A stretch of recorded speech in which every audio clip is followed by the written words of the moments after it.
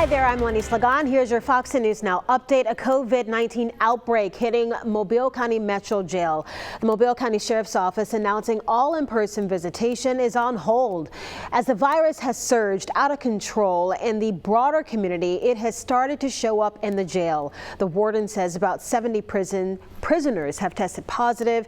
He says 10 different areas of the jail are on lockdown to prevent it from further spreading. The jail already overcrowded.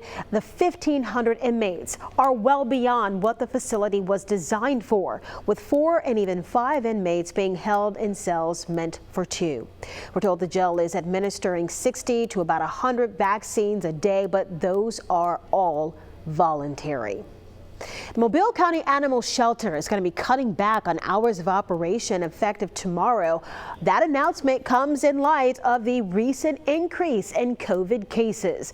The shelter will be closed Monday through Friday from 8 until noon for cleaning. It'll be back open at 1 o'clock for the rest of the day until 5. They will still take, though, any injured animals in case of an emergency. Talk about a huge turnout for that drive-through COVID testing clinic today at the PZK Hall in Robertsdale. Staff members from the Baldwin County Health Department say about 3 dozen people showed up by lunchtime. The test site opened in response to the increase in cases. Most swab tests done today will be sent to a lab and results will come back within 5 days. Rapid tests were performed as well on people with more severe symptoms. Health professionals continue to encourage vaccination for those eligible for the shots. Today we wanted to just go ahead and get this stood up as quickly as we could. So we got this stood up today. We were able to work within these time frames, but we are looking at doing some more afternoon, later afternoon hours for future testing.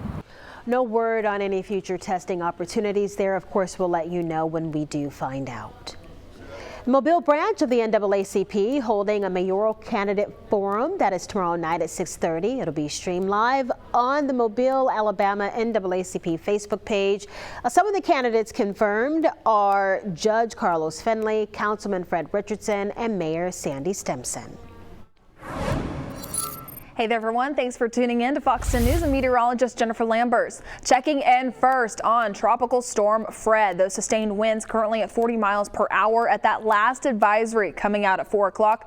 Moving over the Dominican at west-northwest at 15 miles per hour. Now this track has it weakening, heading further on into this evening back down to that tropical depression after it moves through this mountainous terrain.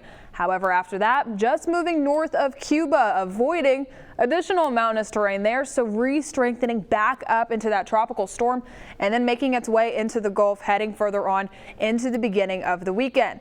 Now the biggest shift with this advisory gonna be for that cone heading further on into next week, taking it just closer towards the northern Gulf, heading further on into Monday. Now still keeping that tropical storm strength by landfall, also that center track just shifting slightly to the east of Apalachicola. Now we're still included in this cone. This is a very large cone, about a 200-mile distance between this, and so the entire Fox 10 viewing area is still included. We're going to have to keep a close eye on Fred as it does move through the area surrounding Cuba just to see what that latest track will take it to, but favorable conditions in the Gulf for further re-strengthening as it is low wind shear and also warm temperatures. Now there's other areas to keep in mind. In the tropics, it is hurricane season after all, so another wave just behind Fred.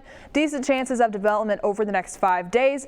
And as it does move into those favorable conditions, we could have another tropical depression heading further on into next week. If this gets even further into that tropical storm strength, this would be named Tropical Storm Grace. But as always, we will keep you updated here on Fox 10 News throughout the way. But for your Thursday, daytime highs maxing out in the upper 80s on the coastal spots, lower to mid 90s. Elsewhere, those heat indices feeling a lot hotter though. As we do time out chances for rain on our futurecast heading on into this evening. Inland spots looking at the potential for just some of those stray showers. Starting off tomorrow morning, though, mainly just seeing some of that cloud cover, offshore showers possible later in the morning and closer towards lunchtime, higher chances on the panhandle. But by the afternoon, rain coverage at about 40%. I do think the futurecast leaning off just slightly for what I'm expecting for tomorrow. So just make sure you do have that umbrella and rain jacket handy. Again, for those heat indices, going to be feeling hot tomorrow, feeling like the triple digits, getting up to feeling like near 105. Stay hydrated and take plenty of breaks. For a full 7-day outlook, though, rain chances staying in that 40 to 50% range. Daytime highs also staying in the lower 90s. Although we're not going to be shifting much in our pattern here, just make sure you are keeping an eye on the tropics and also Fox 10. Thanks for joining us here.